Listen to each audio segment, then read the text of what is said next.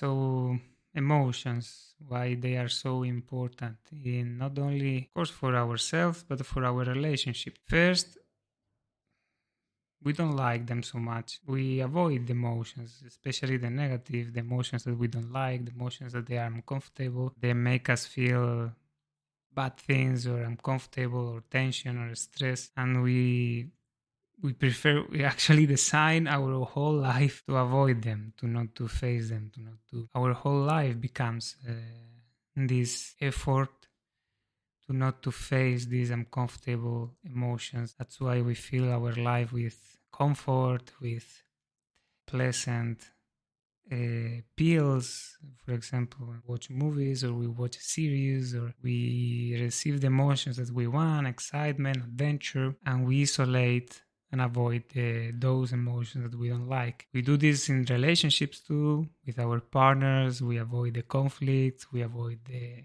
difficult situations and the difficult topics all the time because of this, or we avoid to open our intimacy or to open and to show vulnerability, because when we do it, we connect as close to our heart. We keep these painful emotions that actually we are addressing.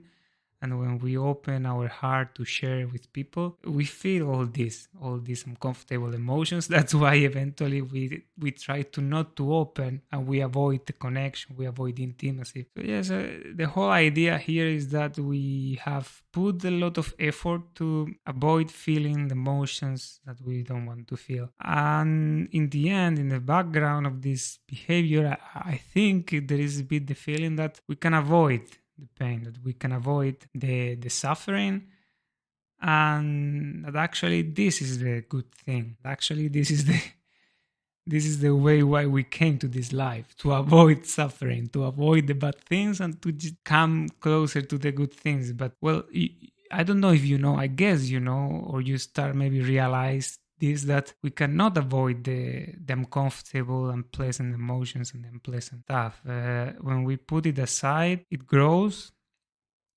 and it degrades. What it means is degrade. It means that the quality of this emotion, it becomes more and more heavy, more and more difficult, more and more negative.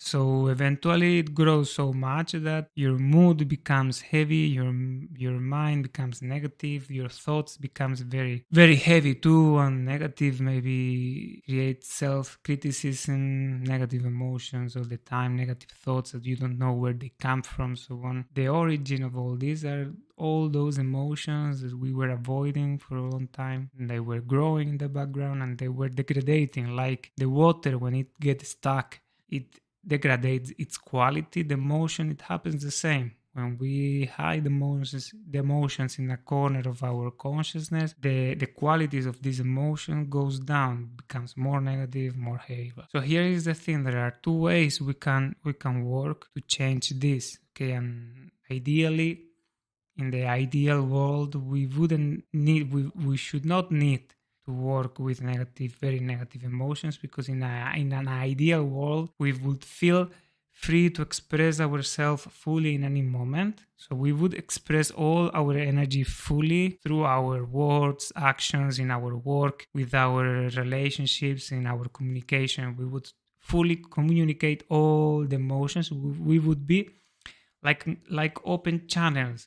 But of course, this is not the ideal world.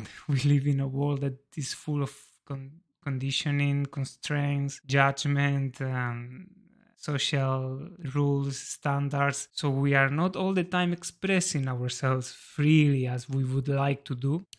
So the only thing that we can do actually is to first try to express ourselves as much as possible. Try to make our life a channel, perfect channel that allow us to express our energy freely. For example, I don't know, it means that if you have some friends and they are very judgmental with you, or you have a job that is very putting you in a very narrow corridor doing the same things all the time, or you have habits that they are mechanical and activities that they are not allowing you to express yourself, to shine. Of course, if you are watching the television, you cannot shine and express your energy if you are sitting all the day or very passive. So first thing we have to do is try to make our life as much as possible a channel to express our energy freely, as much as possible. This is a huge effort, and we need to kill a lot of negative habits and fight against a lot of social tendencies. But still, this is the good fight. So we have to fight this fight. This is a good battle. This is the first thing we have to work with. And the second, we need to learn how to approach energetically those emotions that they are stuck, that they were gathering during years, during our whole life, gathering those emotions, and they were becoming bigger, more negative, like monsters in the background of our consciousness.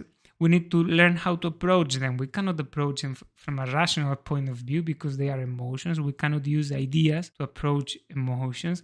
We need to approach them directly in the best ways using energetic practice, energetic techniques that will help you to focus in the right level of frequency. So you go directly, you access directly this emotion, and through breathing, visualizations, exercises, physical exercises, or mental exercises, you can start actually feeling those emotions that you were rejecting and releasing them.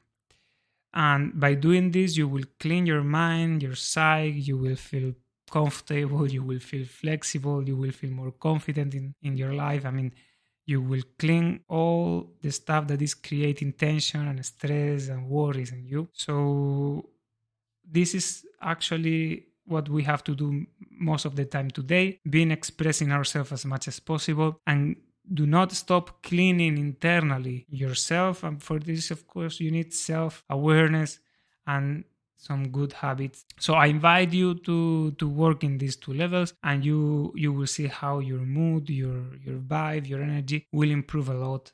You will feel way better and will be able to manifest beautiful things in your life, and you will be able to face the difficulties with no losing yourself and with no losing your power. You will win.